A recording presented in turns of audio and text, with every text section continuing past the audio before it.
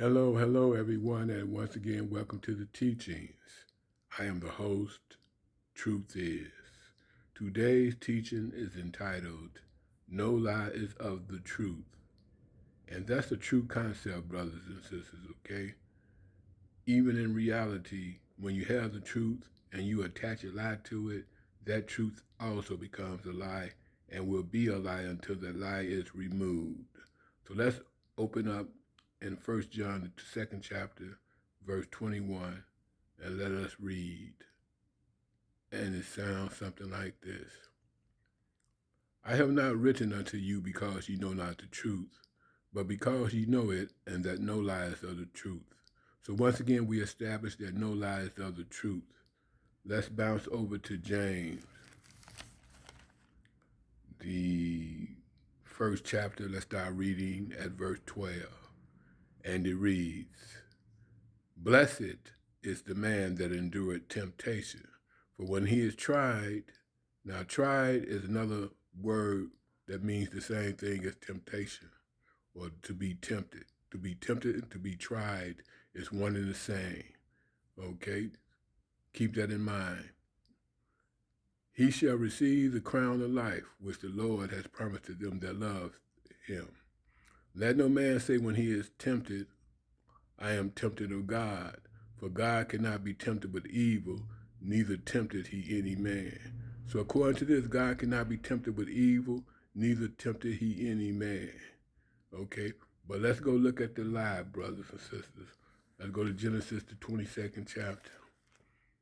Let's look at the lie. Genesis, the 22nd chapter.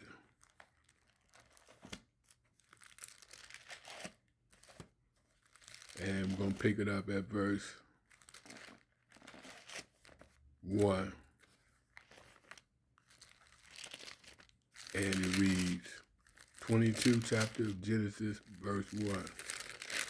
And it reads, And it came to pass after these things that God did tempt Abraham. That God did tempt Abraham. But we just read where God cannot be tempted with evil, neither tempted he any man. Either that's a lie or this a lie. Okay? Both of them can't be truth. Okay, so since a lie is attached to the supposedly truth, that truth becomes a lie. Okay? Just think about it, reflect on it. But again, for some continuity. And it came to pass after these things that God did tempt Abraham, and said unto him, Abraham, and he said, Behold, here I am. Verse 2. And he said, Take now thy son, thine only son, Isaac, whom thou lovest, and get thee into the land of Moriah, and offer him therefore a burnt offering upon one of the mountains, which I will tell thee of. Okay, so it can't get no evil than that, to offer up your child as a human sacrifice, as a burnt offering to appease your God, to prove your God that you love him. That's evil. There's no justification for it, even though they're going to try to justify it. And I'm going to show you how a little bit later on.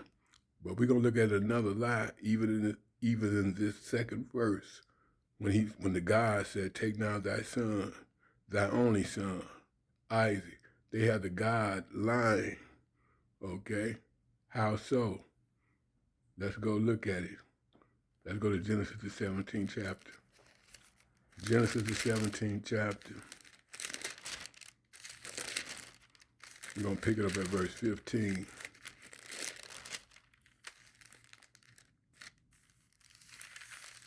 Genesis, the 17th chapter, verse 15.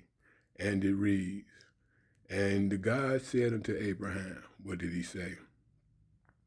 As for Sarai thy wife, thou shalt not call her name Sarai, but Sarah shall her name be. And I will bless her, and give thee a son also of her. Yea, I will bless her, and she shall be a mother of nations. Kings of people shall be of her.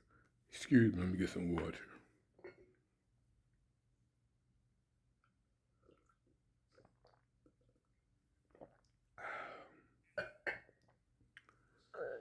Verse 17.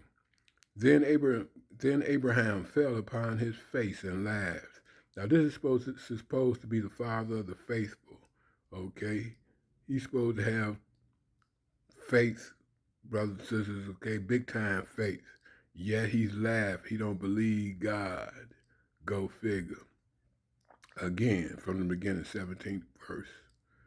Then Abraham fell upon his face and laughed, and said in his heart, Shall a child be born unto him that is 100 years old? And shall Sarah that is 90 years old bear? In other words, give me a break. 18. And Abraham said unto God, Oh, that Ishmael might live before thee. But who is Ishmael, brothers and sisters? We shall find out a little bit later. 19. And God said, Sarah thy wife shall bear thee a son indeed, and thou shalt call his name Isaac. And I will establish my covenant with him for an everlasting covenant, and with his seed after him. And as for Ishmael, I have heard thee. Behold, I have blessed him, and will make him fruitful, and will multiply him exceedingly. 12 princes shall he beget, and I will make him a great nation. But my covenant will I establish with Isaac, which Sarah shall bear unto thee at the set time in the next year. And he left off talking with him, and God went up from Abraham. Verse 23. And Abraham took Ishmael his son, and all that were born in his house. So Ishmael is Abraham's son, brothers and sisters. That's what we're looking for.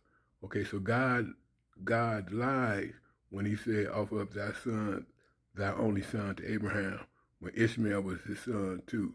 Don't make no difference. He making the covenant with Isaac. Ishmael is still his son. He begat Ishmael. How do you begat a son? When you bust the seed into the woman, she becomes pregnant, and 9 months later she have a son. And you can't get around that. No matter how you try to justify it, it is a lie. Abraham had a son. Okay? But let's go look at the lie again. Okay, I'm going to look at them trying to justify him offering up his son as a burnt offering. Let's go to Hebrews.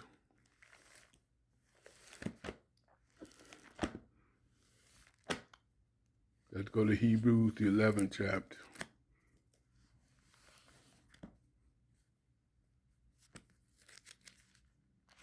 Hebrews, the 11th chapter. Let's pick it up at verse 17. By faith, Abraham, when he was tried, see, but tried to mean also is tempted. God was tempted with evil, and God tempted Abraham. But here it said tried. They tried to make it seem like, okay, it's something better than being tempted. But verse 17, by faith, Abraham, when he was tried, offered up Isaac, and he that had received the promise offered up his only begotten son. So they're going to lie again, his only begotten son, when Ishmael was his firstborn. 18, of whom it was said that in Isaac shall thy seed be called. 19, accounting that God was able to raise him up even from the dead, from whence also he received him in a figure. So they used this to justify God tempting Abraham with evil, that God was going to raise him up anyway. So Abraham, like, God going to raise him up anyway, I'll do it. But just think about it, brothers and sisters, if it would have happened in reality. Think about how petrified Isaac would have been when his father tied him up, put him on the altar, okay, for a burnt offering, put the fire, started the fire, cut his throat. Just think about that. That's torture.